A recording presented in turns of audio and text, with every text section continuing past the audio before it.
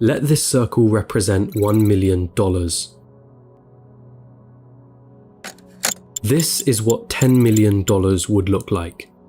This is what $100 million would look like. And this is what $1 billion would look like.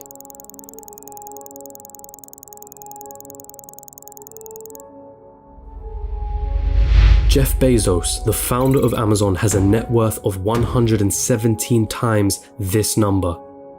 And then there's you.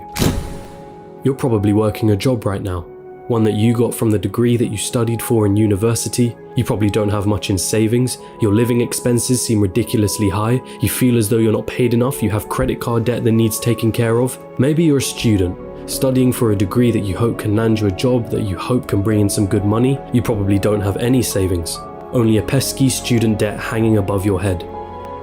Wealth? Getting rich? That all seems like a distant dream.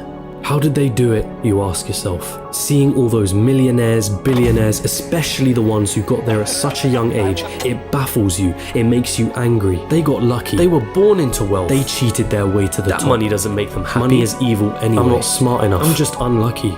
Those dreams you had of buying that mansion, your favorite sports car, paying off your mortgage, traveling around the world, they'll forever remain that way. Just dreams, nothing more. Nothing less. You come to the harsh realization, it's a rigged game. It's been a rigged game from the start. And you're on the losing side of it. But what if I told you you were wrong? What if there was a way of getting there? An actual equation to wealth, a science behind the way money works. What if you didn't have to abandon those dreams of paying off your parents' mortgage or traveling around the world? Would you call me a liar for saying so? I promise that I'm not, and by the end of this video you'll understand. There's a side to the coin that you're not being shown. But I warn you, the road is tough. It's filled with struggle. It's filled with ups and downs. It will mean swallowing some difficult truths that the school system and society haven't told you yet. And let me be clear, there are many of you who will not make it to the end of this road. But for those of you that do, at the end of this road lies wealth beyond what you thought you could attain. At the end of that road lies the freedom of never having to worry about money again. So, are you with me?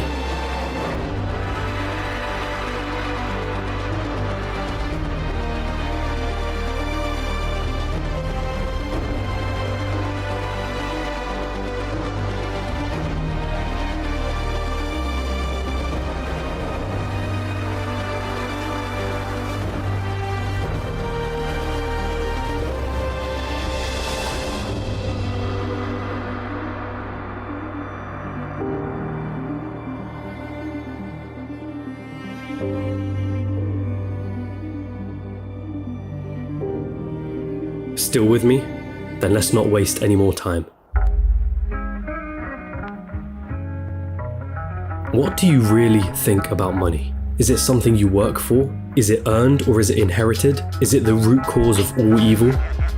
Are you desperate to have more of it? Have you been chasing it most of your life? Truth is, most of what you think about money has been influenced by your upbringing and environment. If you were born into a family that didn't have much money growing up, then you're more inclined to believe that you too will not grow up to have much money. Or perhaps you went on the complete opposite end and decided to make as much money as you can so that you will never be in that position again.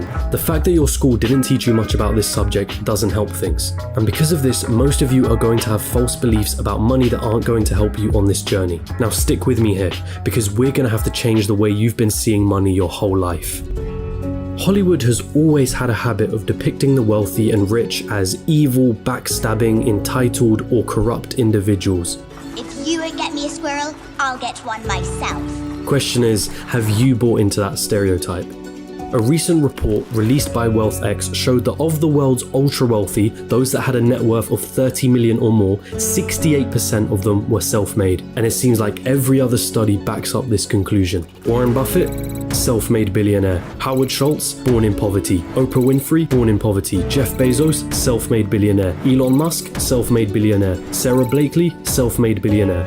What is it that these people know that you don't? Truth is, your equation is all wrong. Here's the two-dimensional equation that you've been taught. Money equals salary earned from a job. Past a certain point, the prospect of getting a job becomes the sole purpose of your education. So what's wrong with that, you ask? I'm gonna assume that if you're watching this, you want to make money, a lot of it, and in as short amount of time as possible. If that is your goal, then this equation for generating money will never get you there. We all have one precious resource, the most important resource of all, and once it's gone, there's no way of getting it back. That resource is time. In a standard job, the amount of money you earn is dependent on the amount of time you put into that job. If you earned $20 an hour and worked 40 hours a week, it would take you nearly 24 years to reach a total of $1 million.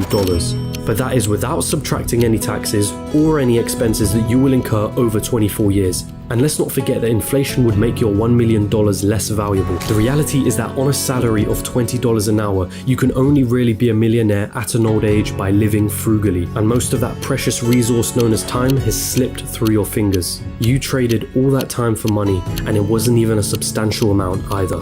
So again, you ask yourself, how is it then that there are self-made millionaires and billionaires at such young ages? What makes them so different? And the truth is, they have a better equation than you. They have a way of understanding money that you haven't quite grasped yet.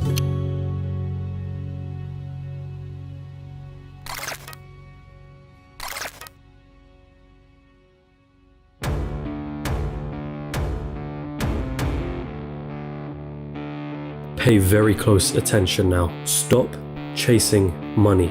In a capitalist society, the rules of the game are as follows. You are paid in proportion to the perceived value that you have. And the people that perceive your value, they are the market, the consumers of the economy. The market is you, your friends, your family, your neighbors, your country. People complain that football players are overpaid, but for players to be paid millions, there has to be a market for the football industry in the first place. People have to see the value in football in the first place for them to want to spend money on matches and merchandise. And if the market has a high demand for football, guess what happens to the players who are at the top of their game? They are paid generously for it. It's not about how hard you work.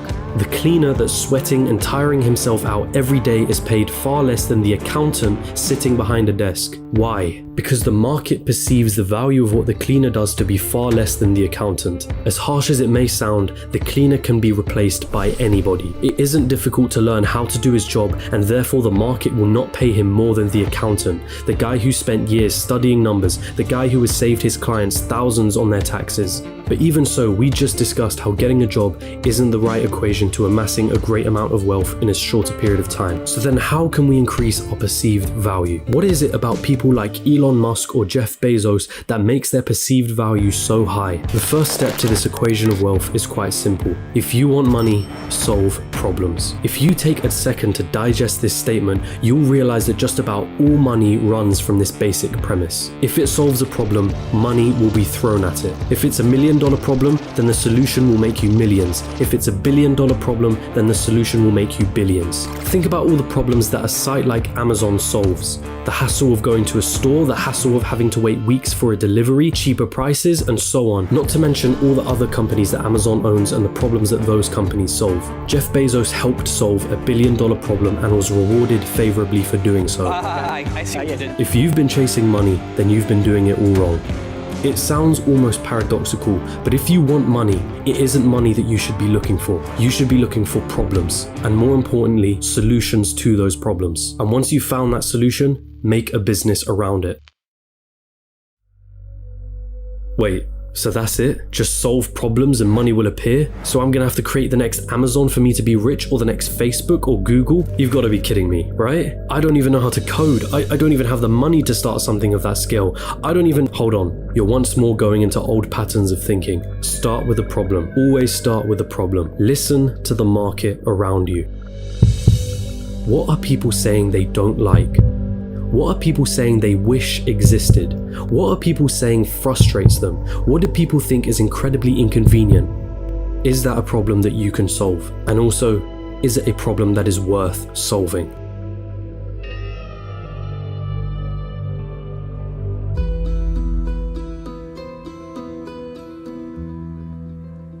The final step of this equation to wealth is finding a scalable solution to the problem. Your solution needs to affect a magnitude of people.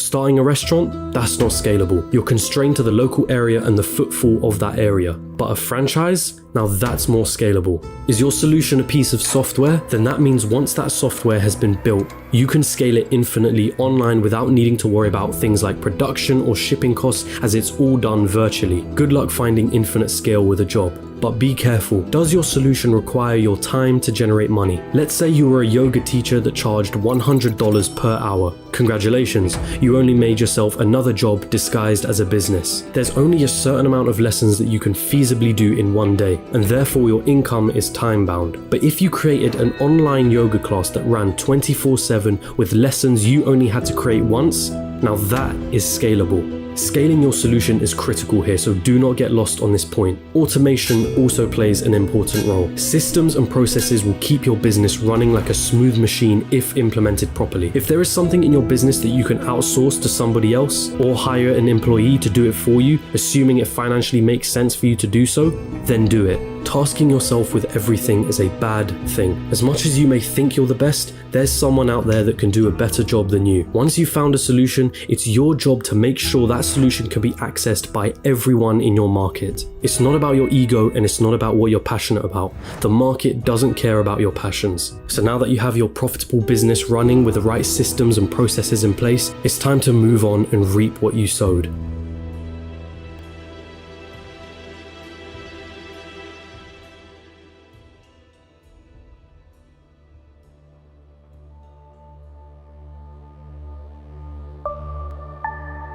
There are two likely paths you're going to face at this point. You either continue your business or cash in and sell it. This is the acquisition, the moment someone buys the solution that you spent years building a business around.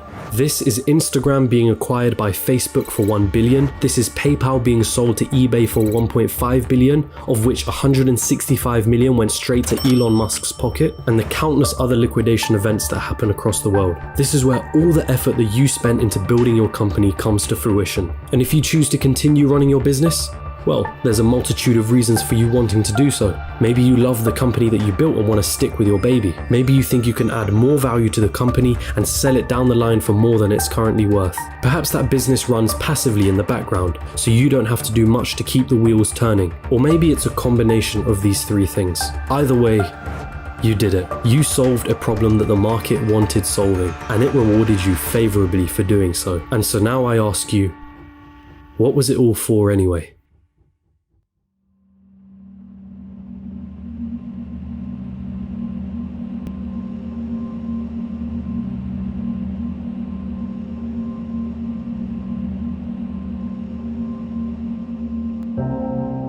For most of you, it was never about the money.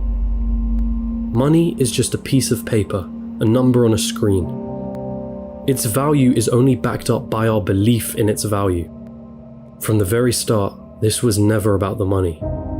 Paying off the mortgage, buying your dream car, traveling around the world, never having to worry about your financial situation, it's the freedom that you were looking for. Your destination wasn't anything monetary related. It was a feeling, a sensation, the ability to do what you want whenever you wanted without ever having to cast a thought towards, can I afford this? Have I used up all my holidays for the year? How am I going to pay the rent? Will I be able to live off my pension? What dreams will I have to sacrifice because I can't afford to pursue them? The most important lesson from this video was never about the nature of money. It was about the one valuable resource that we all have, the one resource we will never be able to reclaim: time. Is giving up a large chunk of your time towards a job that you probably don't like worth it? Is your life settled on working, coming home, watching the telly, sleeping, waking up the next day, and repeating the same cycle till you retire? How many more hours of your life do you let slip through because of this pattern? Or perhaps you're fine with that reality. Perhaps you have no other choice but to follow that path for the time being. And if that's the case, there's nothing to worry about. The most you got from this video was a little entertainment and maybe a change in perspective. But there are those of you that understand the other side. Those of you that have the desire to never need to worry about money ever again. And so I feel the need to remind you, stop chasing money. Chase problems and find the solution to those problems. This is the equation through which all money is found. If you desire liberty through never needing to worry about money ever again, then let solving problems be the meaningful struggle in your life. Does it mean you'll be happy at the end of the road? Does it mean you'll feel fulfilled? Only you can answer that question. But if your struggle is meaningful, then perhaps it's worth pursuing.